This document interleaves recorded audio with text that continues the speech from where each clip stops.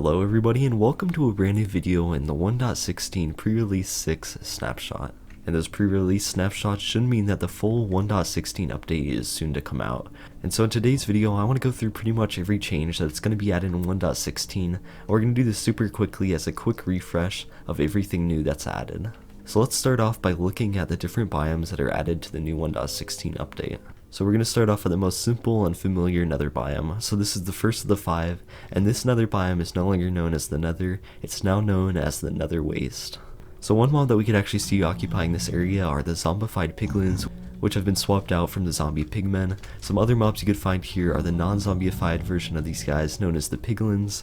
And you could also find the normal nether mobs like enderman, ghast, and magma cubes, with the one new one being striders. So if we look at our F3 screen, it looks like these big lava pools are going to be the Nether Wastes too, but anything that just looks like the normal nether with just the normal nether rack should be the Nether Waste. So now we're going to move on to one of the 2 different mushroom forests that were added in this update. So right now we could actually see something super interesting happening between 2 of the different mobs here. So this is part of the ecosystem that they're adding into this biome here. So this is the crimson biome. We also have the warp forest, which is the blue tinted one, so we're in the red tinted one now. And this is the more aggressive of the 2. So 2 mobs that you could find here are the hoglins, which was the big beast that they were just attacking. So those beasts that they were just fighting are a lot like polar bears in their attack and health. They're a lot stronger than just a pig or a cow. And they'll also drop some leather and pork chops if you're able to kill them. Another mob that you'll find in this biome is one of the most interesting here, and they're known as the piglins, and we'll go through them more in just a little.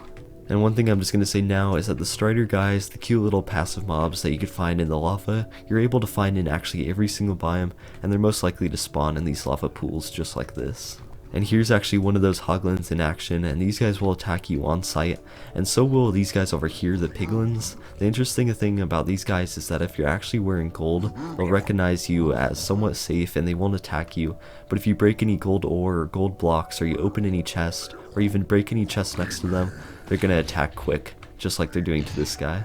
And one of the most interesting things about these guys here is you're actually able to trade with them, but it's unlike villager trading and it's known as bartering. So I just switched into game mode survival so that way we could be safe from these piglins. I'll real quickly take off the helmet to show you what happens. You can see they all get aggressive and start chasing me. If we put that back on, it looks like they calm down. And now what I want to show you is that if you throw a gold ingot, and I'm pretty sure you could use other things of gold, the only thing that I know you can't use is gold nuggets. And I'll try to put up on the screen every single type of gold item you could use to trade with these guys. But if you queue one of those items down, they'll run after it, pick it up and hold it in their hand. And if they're pleased with your offer, they'll throw you down something new in exchange. So I'll try that with this guy over here, and you're pretty much able to do this automatically by dispensing gold onto these guys, and you could get a ton of items that way. And so now I'll put up on the screen every single type of different material that these guys are actually able to give you in return for just some gold. And before we leave this biome, we'll quickly look at the vegetation here. So this stuff on the floor looks a lot like netherrack, but you could actually see the 2 contrasting here. And so the block that I'm actually holding is called crimson nylium. And some other things you could find here are these vines, which are called weeping vines that grow from the ceiling downwards. You could also find these little plants on the floor that somewhat look like coral, and they're known as crimson roots. Another thing you could find here is crimson fungus, which you could actually use bone meal to grow into the bigger mushrooms you see here. And these bigger mushrooms consist of crimson stem, and then these ones are actually just nether wart blocks. And the really interesting thing inside here is a block that looks a lot like glowstone, known as shroomlight. And now moving on to the second of those 2 mushroom forests, this one is the much cooler and much more peaceful warped forest. So let's quickly look through the stuff here. For vegetation, you could actually find in both the different biomes some mixed in stuff. So this is actually the crimson roots we're able to make it into this biome, but you can see the mushroom variety of the warped fungus. Then we also have some warped roots, and it looks like we actually have some nether sprouts. Then here's a really interesting one. This is called twisting vine, which is a vine that's actually able to grow from the floor upwards. Then on these mushroom blocks we have the same sort of thing as the crimson variant, except now they're warped. So we have warped stem, and then this one is a brand new block. This is warped block. Then we have the same shroomlight inside these ones too, and that's pretty much everything for the biome. Down on the floor we have warped nylium. And now for the mobs that spawn in here, pretty much the only guys that spawn in here are just these endermen. And a few other things I want to point out about this biome is since pretty much only endermen spawn in here, it makes it a really good way to get ender pearls to make your way to the end. It also means that this is kind of a passive biome, where if you just go through and don't do much, then you'll pretty much be safe. But if you do look at these guys, they will get aggressive at you. And the one other thing I want to show you is if you bone meal any netherrack next to any nylium, whether that's warped or crimson, it will actually spread. And you can do this diagonally too. The only thing you can't do is once you get a block away, it won't spread. And then also if you bone meal the nylium, it will actually pop up with the different plants you can see up on top. So that's pretty much it for this biome. The one other thing is this is the rarest out of all 5 biomes. So now we're moving on to a very strange looking biome, and this is the Basalt Deltas. And so the basalt is what makes up these pieces right here, the more jaggedy looking pieces. It's also what I'm holding in my hand. And one other thing you could actually find a pretty good supply of in here is known as blackstone, which you could use as a substitute in cobblestone crafting recipes, and it also makes a bunch of new blocks, which I'll go through in just a little. So the mobs that spawn in this biome are the magma cubes, and they spawn in a huge supply in these biomes since they're the only real mobs that could spawn in here. Then one other mob that could spawn in here, and this is actually outside of the biome, are ghast, and then once again the striders spawn in the lava. And that brings us over to our final biome, which is the soul sand valley. So just like the name, the floor is covered in both soul sand and soul soil, which are these 2 blocks. And then some interesting things you could find here are these basalt pillars that rain down from the sky all the way down onto the floor. You could also find fossils here, and one of the coolest things about this biome is this blue flame, which is a new change in 1.16 where if you light soul soil or soul sand on fire, it gives off a blue flame. And then with the soul soil, you could use some different crafting recipes where you could actually make torches, lanterns, and campfires with a blue flame. And already the final thing I have for this biome is the mobs that spawn here are skeletons, ghast, and then also the striders once again. And also you could find some endermen here. And so that's every single biome that's added to the nether in the 1.16 update, at least as far as pre-release 6 goes. Now let's move on to the new structures that were added in this update. So you can find the Bastion remnants in different types of structures. So this one, it looks like we have a big tower here with some stuff built off of it to the side. And so this structure is home to the piglins. You could also find hoglins in here, which both of them don't naturally despawn since they're actually part of the structure. And so this thing is pretty cool as far as the looks of it. It's just a crazy jumble of this blackstone bricks, which is the new block that was added. And if we go in and actually look inside, there's going to be some chests that you could find in here. There's little soul sand patches, and it's set up like it's a living space of these piglins. And so we're going to quickly go through the loot you could find in these things. So here's an example, and we're also going to jump up here to look at a few more examples, but I'll go through all the really cool stuff you could find in these chests in just a moment. So overall, there's not too much to say about this. You could also find gold blocks scattered around, but you gotta be careful when you're on survival trying to get these gold blocks, or trying to open up those chests because these guys will attack you. And then the one final thing I want to show you with this, before we go look at what you can find in the treasure, is usually underground on these things, they have some mines that actually go downwards, which are these blackstone mines kind of like this, which are set up just like the actual player mines. So if we go through this, and you gotta be careful on these things since they're pretty much crazy. And so if we go down here, it looks like you could actually find some chests down here. But the most interesting thing that you can actually find down here is this gilded blackstone, which is pretty much just a gold ore with a surrounding of blackstone. So I was planning on giving the loot that would be in the Bastion ruins, but I actually want to leave it to be a surprise for you guys. But the 2 really unique items that you could find in there are the Piglin banner pattern, and that's so hard to say, and then also the new music disc called Pig Step. And so now for the other structure that was added in this update, it's called the Ruined Portal. And here's a quick example of what the chest could look like when you find one of these, just they usually do have a chest. I won't show you everything that you could find in this chest since I don't want to ruin it for anyone who wants to go explore these structures, but you could find different types of portal setups, and what they are is pretty much a dismantled nether portal. So there we go, that covers all the new structures, I'm pretty sure, and now let's move on to a few new ores that were added. So we already looked at the gilded blackstone, and I hope I'm pronouncing that right, but another version which is pretty much just the same as that is this right here, which is called Nether Gold Ore. It's a lot like gold ore, but when you break this, I think you actually get gold nuggets instead, but you get a decent amount, so it's still definitely worth the time. And now for probably one of the most interesting, somewhat of an ore in this update, and what you actually use this for is to make the new most powerful armor and tools in the game. So what you could do is smelt this stuff into ancient debris scraps, it's something like that. I'll go actually grab it from in here. And then what you could do is combine that with gold, and once you combine 4 of these with 4 gold, you could actually make 1 bar of netherite. Then you use that netherite with any diamond gear inside a smithing table, so you place in your diamond gear first and then a netherite ingot, and you're able to combine both those into a netherite piece of gear.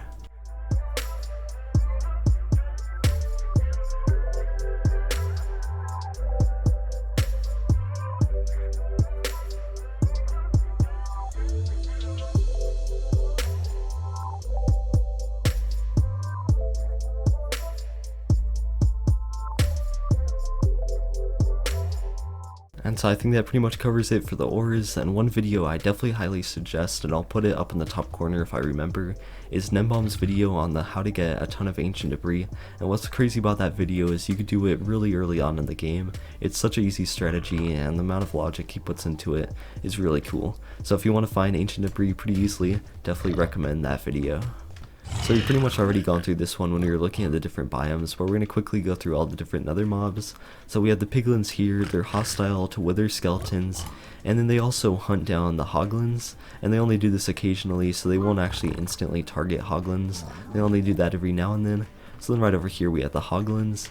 And so these guys are just going to be aggressive to you right on sight, and if either the hoglin or the piglin goes into the overworld, it will actually turn into the zombified version of that. So you could actually get a zombified hoglin, which is aggressive to pretty much everything it sees, and they're super crazy. They pretty much just attack anything they can. And let's go look for a few different other mobs. So then we have the strider over here, which you could find in the lava pools, and you could actually put a saddle on these guys, and then you could use a warped fungi on a stick to carry these guys around. Another thing about warped fungi is it actually scares the hoglins, but it doesn't scare the zombified hoglins. And so that's this little mushroom. Let's see if it works. I guess maybe we need to be on survival. Let's try that out real quick. So let's see, I'm holding it. He's just pretty much killing me. This is not going well. Well, that was confusing. I'm pretty sure that should have worked. What I know you can do is if you place down warped fungi, they're actually scared of it, so if you place it just down on the floor, they'll run away. So I'm going to jump back into the nether through a ruined portal I found, so we can get back to making the video. Oh, and here's something I totally should have mentioned. I'll make sure to edit it in, but you could actually find magma cube spawners in those Bastion remnants. Well, that's pretty perfect timing. But I'm pretty sure that's only in certain variants of these things, because it seems like this one actually doesn't have any. So now I'm going to go through and look at all the new achievements that were added in this update. So for the new ones we have those were the days where you enter a Bastion remnant, which is the big castle thing I was showing you guys, and if you open up one of their chests you get the achievement War Pigs, where they all go and attack you. And if you find ancient debris, you could get the achievement Hidden in the Depths, and then you could use those ancient debris to craft a lodestone, and you could use that to pair with your compass, and I'll show more of that further in the video.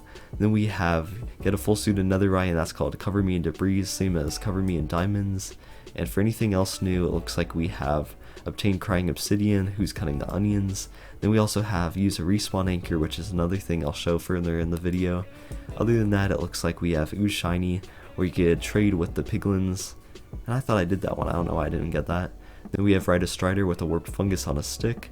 And then we also have Explore Every Nether Biome, and this one's Hot Tourist Destinations. And I know I've been talking through all this stuff like a maniac, but I think we're actually almost done. I just have a few more random bits that I want to cover.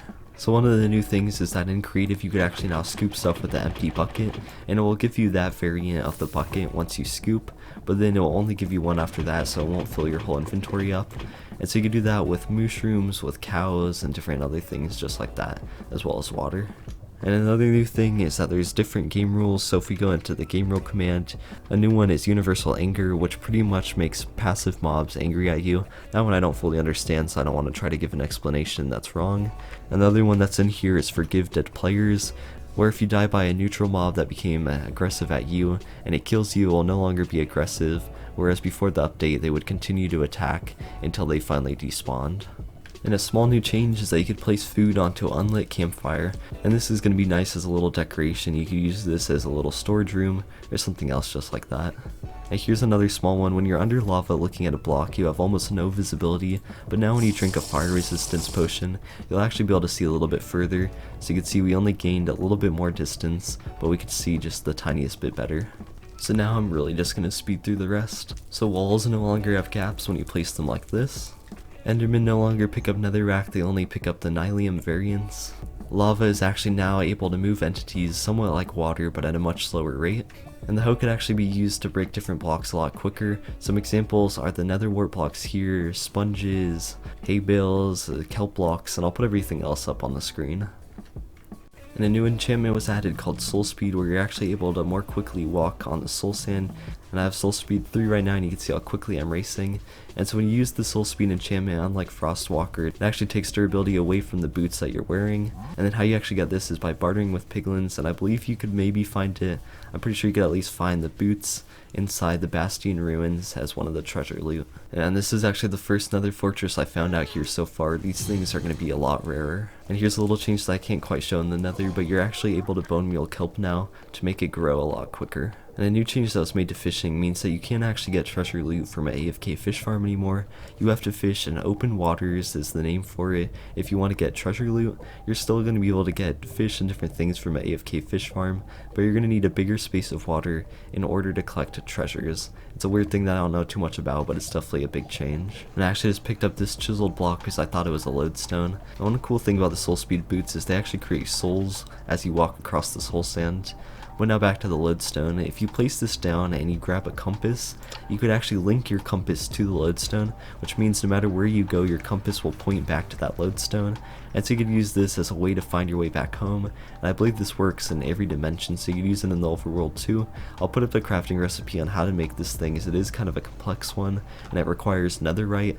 But you could also find these in the Bastion Remnants chest. And a new really interesting change is that if lava actually flows on top of soul soil and next to blue ice, it actually forms basalt. And so you don't even need to use the actual source of the lava, all you need is water flowing in. It's a lot like a cobblestone generator. And villagers are now actually able to compost different materials. One of them I know is seeds, as that way their composters could actually be used to create bone meal to bone meal their own plants. A new video setting that was added is the entity distance, which is how far the entities will actually get rendered. So if you ever notice when you get too far away from something, it actually seems to disappear.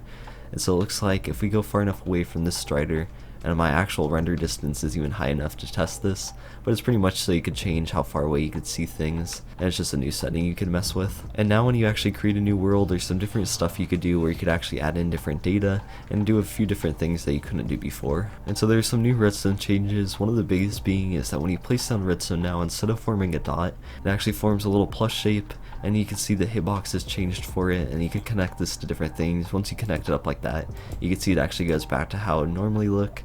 And then one other thing is that with the target block, this is a pretty big change. The redstone will actually get redirected into the target block, and this is the only block that can actually redirect redstone and is solid, which means if I put another thing up here like a piston and I power this line, it would actually be able to power that piston, and that's a unique characteristic of the target block. And since we're actually on the target block, what this does is different projectiles that get thrown at it. It could be an arrow, a snowball, it could be pretty much any type of projectile. It will actually give a stronger redstone signal the closer you get to the bullseye, and if you get on the very bullseye, you actually get an achievement. I think it's just called bullseye. And another one with villagers is that iron golems now can spawn regardless of whether they have a profession or not. And the way that you can actually switch game modes with the little shortcut is now changed to where you have to press F3 and you have to hold that down, and then by pressing F4 you could toggle through these different things. So I want to set myself to survival real quick. If I let go of everything, it sets me there. And I'm pressing down F3 and holding it, pressing F4. And I'm going to go back to creative, so I'm going to let go of F3 now, and that puts me back on creative. And I think the very last thing I have for you guys before going through and looking at some of the new blocks is this right here, which is called the respawn anchor. So when you place it down, and I believe you craft this with crying obsidian, and once again I'll put the crafting recipe up on the screen. And what this does is it acts as kind of like a bed for the nether, and remember that you never want to place down a bed in the nether. And so all you have to do is place in a glowstone. That's 1 life now. Now we have 2 lives, 3 lives, and up to 4 lives. And so there we go, we just got a new advancement. I actually don't think I covered that one. Not quite 9 lives means that you charge this thing up all the way. And now the final thing I have to do to get this thing up and operational is to right click on it one more time, so you can see our respawn point is set here. So now if we actually go into survival, and I'll do the new game mode switcher, so we'll go into survival right here, we should actually respawn right back at that respawn anchor. So let's see how that works. There we go, we respawned and one of those little things was taken away. And another thing I should mention about this is that it only works in the nether, so you can't actually use this in the overworld. It's pretty much exclusive to the nether. And this really is the final thing I have for you guys. I think I promised that I would show what the blackstone stuff looks like. So you can see we have the blackstone block, slab, stair, and that's the basic version of everything. And then we have the polished version, just kind of like how polished granite and different things act. And then right here we have the chiseled version, and then this final thing is the bricks. I guess there's also cracked bricks too. And so guys, I think that's it. We just ran through every single thing in the 1.16 update, and hopefully it was all in a decent amount of time. So there you go, you're all ready for the 1.16 update. You have every single bit of knowledge I think you could possibly have. And I want to thank you guys for watching. I hope you enjoyed it. If this was useful at all, let me know. And if you want to share it with somebody to get them prepared for the 1.16 update, it's much appreciated. So guys, that's it. Thank you so much for watching. I'll see you in the next one, maybe for another 1.16 update video. I really appreciate it. See you guys next time, and see you later. Hey, here's one more thing. There's chains.